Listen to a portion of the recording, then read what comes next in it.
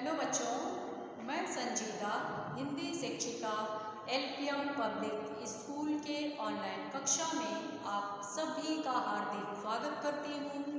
प्यारे बच्चों, आज हम सब अपनी पाठ्य पुस्तक परिवेश की कक्षा 6 के पाठ 4 एक था राम नामक कहानी का अध्ययन करेंगे।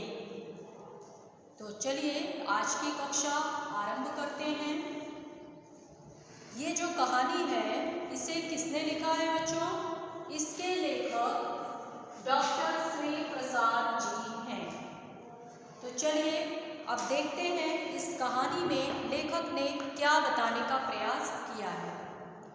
प्रस्तुत कहानी में बताया गया है कि हमें सदैव अच्छी संगति को ही अपनाना चाहिए, क्योंकि संगति का असर पड़ता है। क्योंकि प्रत्येक व्यक्ति के जीवन में संगति का गहरा प्रभाव पड़ता है।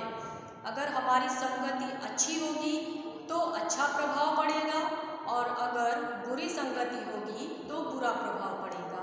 ठीक है बच्चों, इस कहानी में भी कहानी का मुख्य पात्र राम नाम का एक बच्चा होता है जो कुसंगति में पड़ने पर अध्यापक का अपमान कर देता है, लेकिन अंत में उसे पश्चाताप भी होता है और वह कुसंगति छोड़कर अच्छे मार्ग पर चलने का निश्चय करता है। तो आइए अब इस कहानी को हम लोग समझते हैं कि इसमें और क्या क्या बताया गया है। एक बार राम नाम का एक बच्चा रहता है। वह अपने स्कूल जाता है और वह अच्छा बच्चा होता है, लेकिन उसकी संगति कुछ बुरे दोस्तों से उसकी दोस्ती हो जाती है, तो वह कुसंगति में पड़ जाता है और क्या करता है कि वह गणित विषय में बहुत ही कमज़ोर होता है, और गणित का पेपर होता है तो परीक्षा में उसके गणित के अध्यापक क्या करते हैं, उसे नकल करते हुए पकड़ लेते हैं, लेकिन पकड़ने के बाद उस पर कोई कार्यवाही नहीं करते और चुपचाप चले जाते हैं वहाँ से।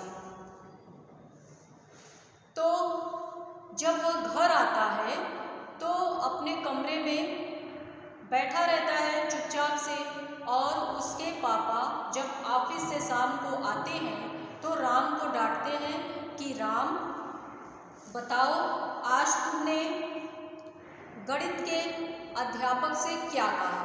तो राम कुछ नहीं बोलता, तो वो उसे जोर से डांटते हुए बोलते हैं कि क्या तुमने आज गणित के विषय में नकल की और तुम्हारे गणित के अध्यापक ने तुम्हें नकल करते हुए पकड़ा, तो तुमने उनसे क्या कहा कि आपकी हिम्मत कैसे हुई मुझे नकल करते हुए पकड़ने की? आपने यह गलती क्यों की? यह आपको बहुत ही महंगा पड़ेगा, तुमने ऐसा क्यों कहा? ठीक है, तो कुछ गलत बच्चों के कुसंगति के कारण बच्चे उन्हें समझाते हैं, किसे? अपने दोस्त को, राम को कहते हैं कि तुम एक चिट बना लो और गणित में जब परीक्षा होगी तो उसी चिट से तुम नकल कर लेना। तो उसने ज़्यादा नकल नहीं की थी, लेकिन अपने दोस्तों की बात उसने मानी थी, और उन्हीं बच्चों की वजह से उसके मुख से अचानक निकल पड़ा कि आपकी हिम्मत कैसे हुई, नहीं तो वो ऐसा बच्चा नहीं था। इसके बाद आगे देखिए, नकल में पकड़े जाने पर कार्यवाही होती है। छात्र से फॉर्म भरवाया जाता है जिसमें वह नकल की बात लिखता है। इस कार्यवाही से छात्र का 1 साल बर्बाद हो जाता है, लेकिन गणित के अध्यापक ने ऐसा नहीं किया, क्योंकि वह आगे फिर नहीं पढ़ सकता था, और राम के पिता बहुत रईस आदमी नहीं थे। वो इस बात को जानता था, और लेकिन उसे यह नहीं पता था कि गणित के अध्यापक को राम के पिता जानते हैं। ठीक है, तो वह कुसंगति के कारण ऐसी गलती कर बैठता है, और वह अकेले में बैठकर सोचता है कि मैंने सच में अध्यापक का अपमान किया है, पर उन्होंने नकल वाली पर्ची अवश्य ली, लेकिन मुझे निष्कासित नहीं किया, उन्होंने मुझे बचाया। अगर वे चाहते तो मुझसे फॉर्म भरवा लेते और नकल वाली बात भी लिखवा लेते, जिससे मेरा पूरा साल बर्बाद हो जाता और मैं आगे नहीं पढ़ पाता। इसका मतलब स्वार्थ में आदमी अपना विवेक खो देता है। उस समय उसे उचित और अनुचित का ज्ञान नहीं था। फिर देखिए क्या होता है। राम अपने कमरे में बैठकर अपनी गलती के लिए रोता है, तो घर के सभी लोग आते हैं, उससे खाना खाने के लिए कहते हैं और वह खाता नहीं है।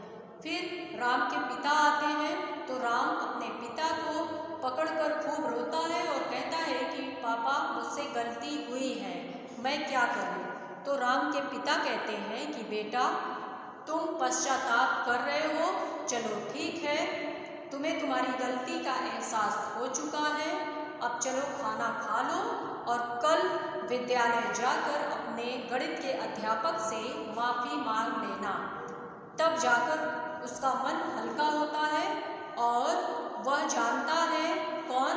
राम जानता है कि गणित के अध्यापक अच्छे हैं, उनका स्वभाव अच्छा है, मैं जब उनसे माफ़ी मांगूंगा तो वह मुझे माफ़ कर देंगे। और अगले दिन ऐसा ही हुआ। राम जब गणित के अध्यापक से माफ़ी मांगा तो राम को उन्होंने माफ़ कर दिया और उस दिन से उसने एक निश्चय किया कि अब मैं अपने से बड़ों का सम्मान करूंगा और ये जो खराब बच्चे हैं, भानुशंकर, त्रिभुवन और मोहन, इन साथियों का साथ मैं छोड़ दूंगा। ठीक है। और इस प्रकार उसने अपने स्वभाव में परिवर्तन लाया। तो बच्चों, इस कहानी से हमें यही शिक्षा मिलती है कि संगति का असर बहुत ही पड़ता है। अगर हम अच्छे संगति में होंगे तो अच्छे बने रहेंगे और अगर बुरे संगति में पड़ेंगे तो बुरे बनेंगे। तो इसलिए हमेशा हमें अच्छे के साथ ही रहना चाहिए और अपनी बुद्धि विवेक से काम करना चाहिए। हमें अपने से सभी बड़ों का सम्मान करना चाहिए, कभी किसी का अपमान नहीं करना चाहिए। ठीक है बच्चों, तो चलिए, उम्मीद करती हूँ कि आपको ये कहानी अच्छे से समझ में आ गई होगी। इसके अभ्यास के प्रश्नों को भी करा दिया जाएगा। तो आज के लिए अब बस इतना ही। धन्यवाद।